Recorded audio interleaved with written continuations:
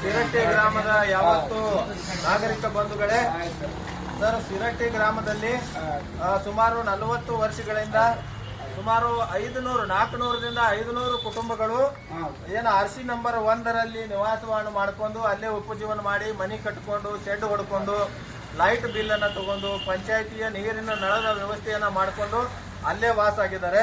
ಆದರೆ ನಿನ್ನೆ ದಿನಾಂಕ 11/6/2026ರಂದು ಏನ ಕೃಷ್ಣಾ ಮೇಲ್ದಂಡೆ ಯೋಜನೆಯ ಅಧಿಕಾರಿಗಳು ಬಂದು ಅಲ್ಲಿರ್ತಕ್ಕಂಥ ವಾಸ ಮಾಡ್ತಿರ್ತಕ್ಕಂಥ ಸುಮಾರು 40 ವರ್ಷಗಳಿಂದ ವಾಸ ಮಾಡ್ತಿರ್ತಕ್ಕಂಥ ಜನರಿಗೆ ಅವ್ರನ್ನೆಲ್ಲ ಕರೆಸಿ, ನೀವು ತಕ್ಷಣ ಈ ಜಾಗವನ್ನ ಖಾಲಿ ಮಾಡದೇ ಇದ್ರೆ ನಿಮಗೆ ಪೊಲೀಸರಿಂದ ಲಾಠಿ ಚಾರ್ಜ್ ಮಾಡಿಸಿ ನಿಮ್ಮನ್ನ ಹೊರಗೆ ಹಾಕ್ಬೇಕಾಗ್ತತಿ, ಅದಕ್ಕೆ ತಕ್ಷಣದಿಂದ ನೀವು ಅಲ್ಲಿಂದ ಜಾಗ ಖಾಲಿ ಮಾಡಬೇಕು ಅಂತ ಹೇಳಿ ಅವರಿಗೆ ಒಂದು ಮೌಖಿಕವಾಗಿ ತಿಳಿಸಿದ್ರಿಂದಾಗಿ ಅಲ್ಲಿ ಸುಮಾರು 40 ವರ್ಷಗಳಿಂದ ಅವರಿಗೆ ಲೈಟ್ ಬಿಲ್ ಕರೆಂಟ್ ಕೊಡುವ ಹೊತ್ನಾಗ ನೀವು ಇಲ್ಲಿ ನಿಮ್ಮ ಜಾಗ ಇಲ್ಲ ಅಂತ ಹೇಳಿಲ್ಲ, ಅಥವಾ ನಳವನ್ನ ವ್ಯವಸ್ಥೆ ಮಾಡಿ ಕೊಡುವಾಗ ನೀವು ಇಲ್ಲಿ ಇದು ಸರ್ಕಾರದ ಜಾಗ ಅಂತ ಹೇಳಿಲ್ಲ.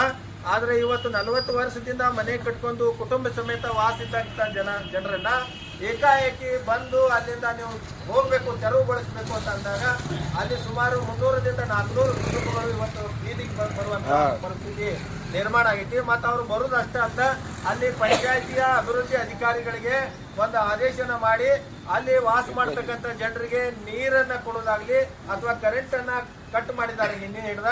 ಇದರಿಂದಾಗಿ ಅಲ್ಲಿರ್ತಕ್ಕಂಥ ಜನರಿಗೆ ವಾಸ ಮಾಡ್ತಕ್ಕಂಥ ಜನರಿಗೆ ಮಕ್ಕಳಿಗೆ ಶಾಲಾ ಮಕ್ಕಳಿಗೆ ಇವತ್ತು ಕುಡಿಲಿಕ್ಕೆ ನೀರು ಇಲ್ಲದೆ ಕರೆಂಟ್ ಇಲ್ಲದೆ ಅವರು ತುಂಬಾ ತೊಂದರೆಯನ್ನು ಅನುಭವಿಸ್ತಾ ಇದ್ದಾರೆ. ಆದ್ರಿಂದ ಅವರಿಗೆ ಸರ್ಕಾರದವರು ಒಂದು ಪರ್ಯಾಯ ಒಂದು ನೆಲೆಯನ್ನ ಕೊಡಿಸಿಕೊಡ್ಬೇಕು, ಆಮೇಲೆ ಅವ್ರನ್ನ ಅಲ್ಲಿಂದ ಸ್ಥಳಾಂತರ ಮಾಡಬೇಕು.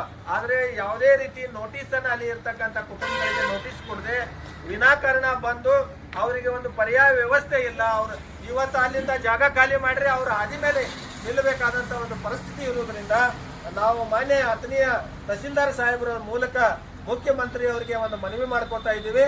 ಅಲ್ಲಿ ಏನು 300ರಿಂದ 400 ಕುಟುಂಬಗಳು ಇವತ್ತು ವಾಸ ಮಾಡ್ತಾ ಇದ್ದಾವೆ, ಅವರಿಗೆ ಮೂಲಭೂತ ಸೌಕರ್ಯವನ್ನು ಒದಗಿಸಿಕೊಡ್ಬೇಕು. ಮತ್ತು ಅವರಿಗೆ ಪರ್ಯಾಯ ವ್ಯವಸ್ಥೆ ಆಗೋ ತನಕ ಆ ಜಾಗದಿಂದ ಅವ್ರನ್ನ ಯಾರೂ ಸಹಿತ ಆ ಕುಟುಂಬಗಳನ್ನ ಹೊರ ಹಾಕಬಾರದು ಅಂತ ಹೇಳಿ ನಾನು ತಮ್ಮಲ್ಲಿ ಮನವಿ ಮಾಡ್ಕೊಳ್ತಾ ಇದ್ದೇನೆ. ಸರ್ಕಾರಕ್ಕೂ ತಾವು ಗಮನಕ್ಕೆ ತಂದ ಅಲ್ಲಿರ್ತಕ್ಕಂಥ ಇಲ್ಲಿ ಸ್ಥಳೀಯ ಶಾಸಕರು ಸಹಿತ ಹಲವಾರು ಬಾರಿ ಆ ಜನಗಳು ಆ ಶಾಸಕರಿಗೆ ಹೋಗಿ ಈ ರೀತಿ ಅವರ ಸಮಸ್ಯೆಗಳನ್ನ ಹೇಳಿದಾಗೂ ಕೂಡ ಅವರು ಸಹಿತ ಸ್ಥಳೀಯ ಜನಪ್ರತಿನಿಧಿಗಳು ಆಯಾ ಜನರ ಬಡವರ ಉದ್ಧಾರಕ್ಕಾಗಿ ನಾವು ಬಂದಿದ್ದೀವಿ, ಬಡವರ ಕೆಲಸನೇ ನಾವು ಮಾಡ್ತೀವಿ ಅಂತ ಹೇಳ್ಕೊಂಡು ಬಂದಿರತಕ್ಕಂಥ ಸ್ಥಳೀಯ ಶಾಸಕರು ಸಹಿತ ಆ ಜನರನ್ನ ಹೊರಗೆ ಹಾಕ್ತಕ್ಕಂಥ ಕೆಲಸವನ್ನ ಮಾಡ್ತಾ ಇದ್ದಾರೆ. ಇವತ್ತು ಬಹುಜನ ಸಮಾಜ ಪಕ್ಷನೂ ಕೂಡ ನಮಗೆ ಈ ಒಂದು ಆ ಶಿರಟ್ಟಿ ಗ್ರಾಮದ ಗ್ರಾಮಸ್ಥರ ಒಂದು ಹೋರಾಟಕ್ಕೆ ಬಹುಜನ ಸಮಾಜ ಪಾರ್ಟಿ ಅಧ್ಯಕ್ಷರು ಸಹಿತ ಬಂದು ನಾನು ಸಹಿತ ಬೆಂಬಲ ಕೊಡ್ತೀವಿ ಅಂತ ಹೇಳಿದ್ದಾರೆ. ತಕ್ಷಣ ಈ ಅವ್ರನ್ನ ಸ್ಥಳಾಂತರ ಮಾಡಬಾರ್ದು, ಅಲ್ಲಿ ಮನೆಯನ್ನ ಅವ್ರನ್ನ ಒಕ್ಕಲೆ ಹಬ್ಬಿಸಬಾರ್ದು ಅಂತ ಹೇಳಿ ನಾನು ಈ ಮೂಲಕ ಸರ್ಕಾರಕ್ಕೆ ಮಾಧ್ಯಮಗಳ ಮೂಲಕ ಮಾನ್ಯ ತಹಸೀಲ್ದಾರ್ ಸಾಹೇಬ್ರವರ ಮೂಲಕ ನಾನು ಆಗ್ರಹನ ಪಡಿಸ್ತಾ ಇದ್ದೇನೆ. ಯಾವುದೇ ಒಂದು ಕುಟುಂಬಗಳಿಗೆ ಜನರಿಗೆ ಅವರ ಜೀವಿಸುವ ಹಕ್ಕಕ್ಕೆ ಚ್ಯುತಿ ತರಬಾರದು ಅಂತಕ್ಕಂಥ ಮಾತನ್ನ ಹೇಳ್ತಾ ಮಾನ್ಯ ತಹಸೀಲ್ದಾರ್ ಸಾಹೇಬ್ರ ಮೂಲಕ ನಾನು ಸರ್ಕಾರಕ್ಕೆ ಮನವಿಯನ್ನ ಮಾಡ್ಕೊಳ್ತಾ ಇದ್ದೇನೆ.